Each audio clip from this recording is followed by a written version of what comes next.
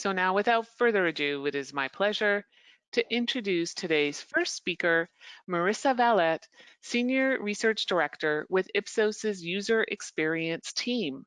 Marissa, you have the floor. Great, thank you. And thank you all of you for joining us for today's webinar.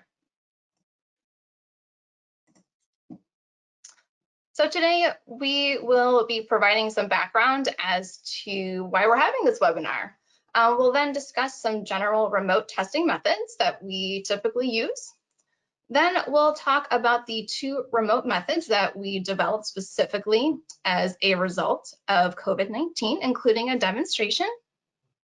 We'll talk about their benefits and their limitations, and then finally we will make some concluding remarks.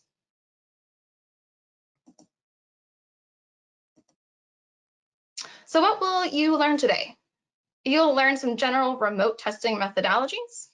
You'll have an introduction to and understanding of the develops that we have developed today, benefits and limitations when executing those methods, and then a demonstration of both of them.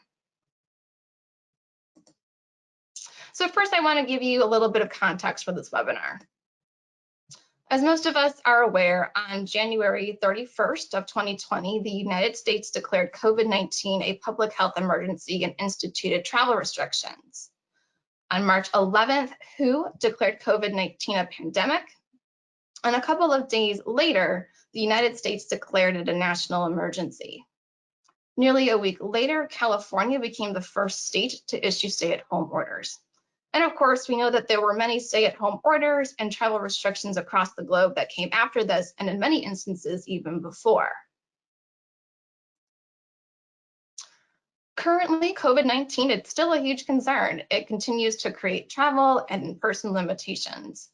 The United States, like most other countries, is trying to control virus transmission by such avenues as canceling non-essential travel and relying on remote modes of communication.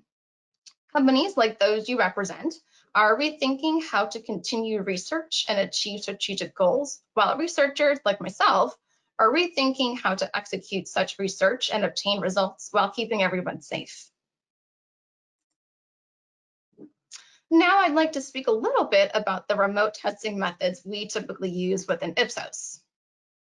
So there are several testing methods we use when conducting remote research, and the method used can sometimes be dependent on the phase of the research. So for instance, we can conduct online focus groups, diary studies, and remote individual interviews during the more exploratory and formative phases of testing. Once we get into the validation space, we can do quantitative surveys and unmoderated usability tests. Now, it is generally easy to switch from in-person to remote testing for exploratory research.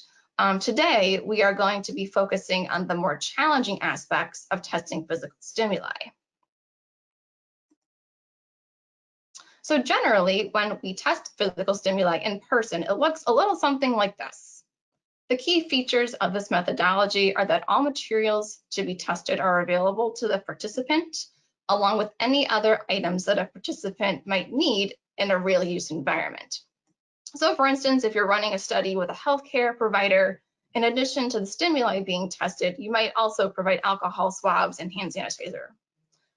Participants can also freely interact with all the materials as they complete use case scenarios. However, the problem is that in-person testing can lead to an increased risk of COVID-19 transmission. For instance, the moderator and participants sit closely side by side. You may have multiple participants interacting with the same set of stimuli, meaning each participant does not get a new set to themselves. There are multiple people on site at a research facility, including the moderator, the facilitator, the facility staff, the participant, and in the case of adolescents, you have a guardian. Finally, you are putting in at-risk populations at an even higher risk of virus transmission. So for instance, older adults or individuals with asthma. So to help mitigate these concerns, I'm going to turn it over to Mary to talk to us about the two methods we developed for remote testing of physical stimuli. All right, thanks, Marissa. Okay, so we do actually have a brief video clip that will show that illustrates the remote methods that I'm going to talk through. But first, I'll give you an overview of what those methods actually are. So the first method is what we've begun calling the virtual hands approach. And this method we developed as a way for the participant to be able to view the physical materials and see them being manipulated in real time without having to physically be in the same room as those materials. So the way this methodology works is that one research consultant is provided a set of the physical stimuli, and they're the ones that physically interact with it throughout the entire study. So then during each research session, we show a live feed video, similar to what you kind of see on the right. There's some screenshots um, of the material in the researcher's hands. And then during the session, we instruct the participants to direct the quote unquote hands to complete the actions that the participant would be doing in real life if they were in person in the session. So an important aspect of this method is the manner in which the participant is instructing the hands, and then on the flip side, the way that those hands are reacting to the commands. So it's important that the research consultant who is acting as the hands is careful to only complete the actions that are explicitly stated by the participant. So in practice, the moderator may need to ask more clarifying questions that they might otherwise have in order to make sure that the participant is being clear in what they would be doing. So for example, if say we're testing a syringe, if the participant says they would pull down on the plunger of the syringe, we might ask them to clarify, what part of the syringe they would actually be holding, what part they would be pulling on, and things like that.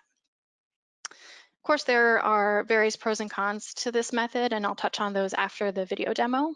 But overall, the benefit of this method is that it does allow the participant to see the physical material and to view them being interacted with in real time. All right. And the second methodology is what we've started calling the virtual table. And this method was developed as a way for the participants to view and interact with high resolution images of the materials at their own pace and completely on their own. So the way this method works is that a clickable tabletop is built, which you see on the right. And it's built using photos and images of the physical materials that would typically be in front of somebody during an in-person study. And then when each item is clicked on, the participant is able to view different angles and close-up images of that item. And then also if there are materials such as instructions or other paper materials, those would be able to be interacted with and flipped through as well on the same tabletop. And overall, the benefit with this approach is that it does allow participants to more freely explore and interact with the materials without moderator direction. And lastly, the ideal approach is really to use these two together, to be able to combine the benefits of each one and to compensate for any of the individual drawbacks. So with the combined methodology, the participants are able to freely explore the study materials through the virtual table. And then they're also able to describe the actions they would take and see those actions played out using the virtual hands. And the main benefit of this combined approach is that it allows for both that free exploration as well as the real-time viewing of physical stimuli. Okay, so like I mentioned, we do have a video that demonstrates how the virtual hands and table approach can be used in kind of a typical usability study. So in the video, what you'll see is first we have the moderator takes the participant through a brief familiarization exercise using fruit. And that is mainly to get them familiar with using the table and using the hands, since this approach is new for participants as well as for researchers. And then after that familiarization period, you'll see them do a simulated use task of kind of an example medication scenario. And the medication scenario that you'll see them go through is actually a procedure that we've used in the past to develop different instructions for use formats, which as a sidebar, if you're interested in learning more about that, we recently did a webinar about those studies as well that you can find through the link on the page here. But like I mentioned, this video is focused on the familiarization of using the table in the hands and then an example task of using these methods.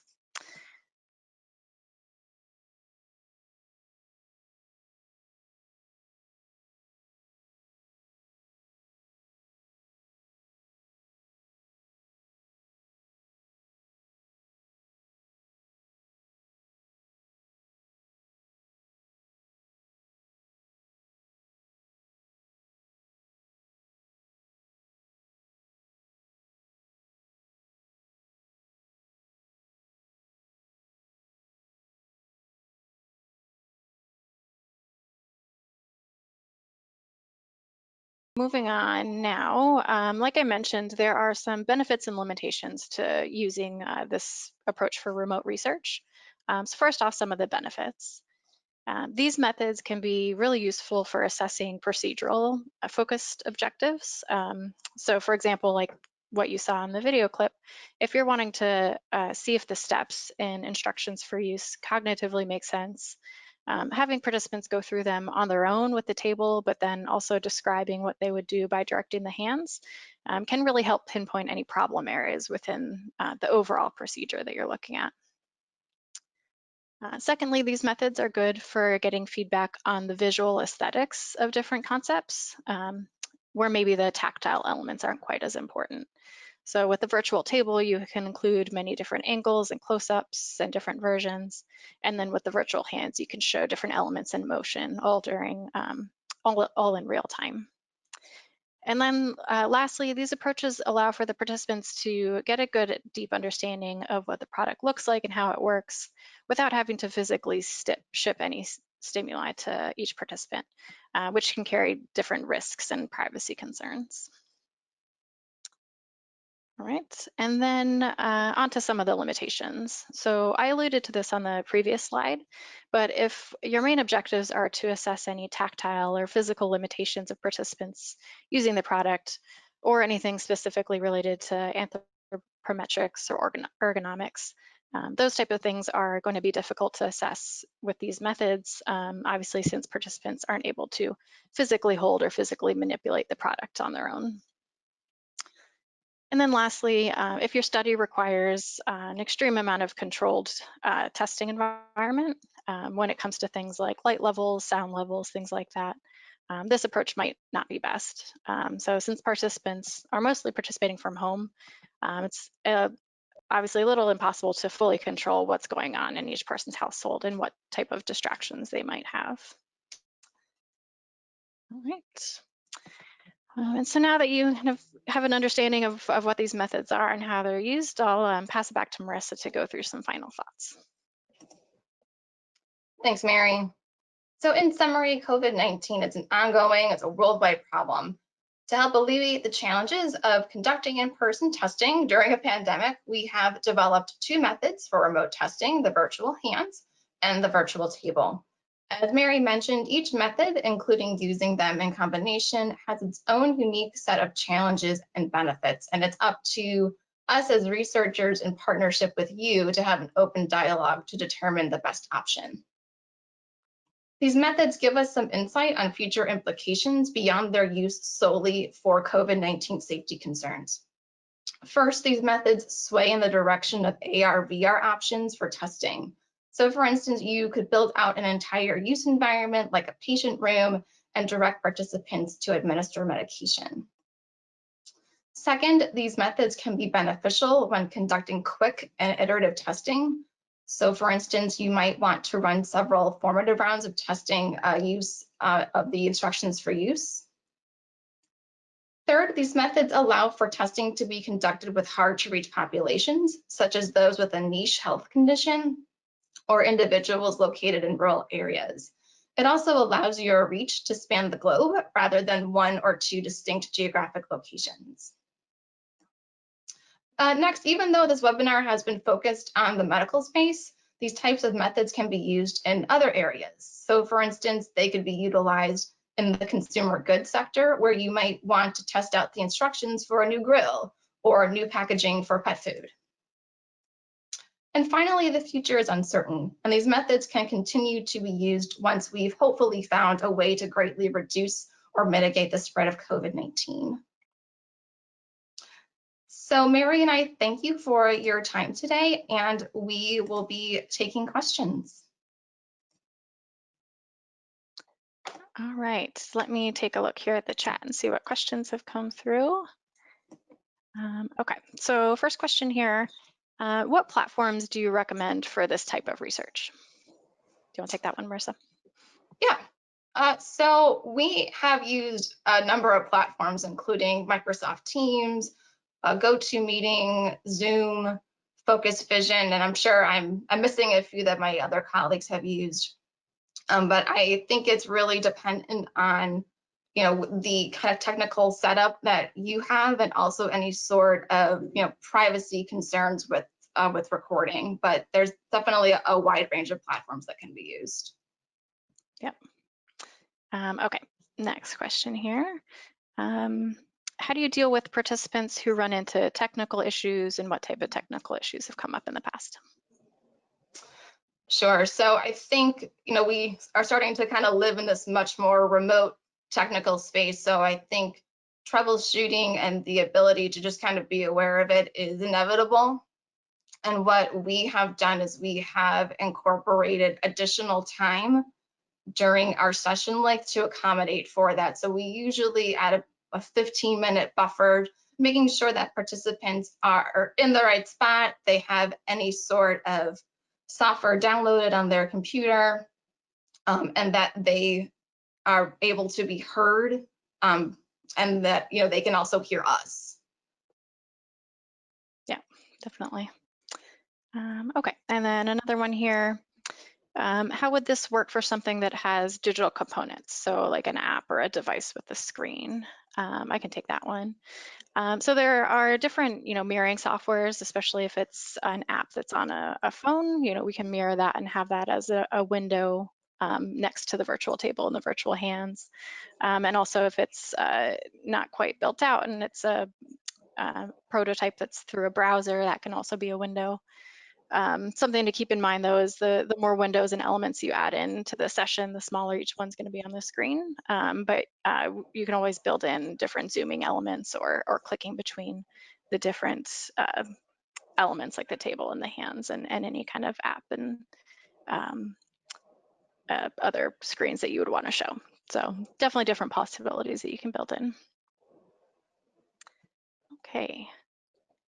And I think any of the other questions that come through we can address over email. So that probably wraps it up for now. Ellen, we might pass it back to you. That was really excellent. Thank you, Marissa and Mary. I did see a couple more questions pop in, so we will respond to those by email following the webinar. And also be on a lookout to a link to a recording, which will come through before the end of tomorrow. That now concludes today's webinar. Have a wonderful day.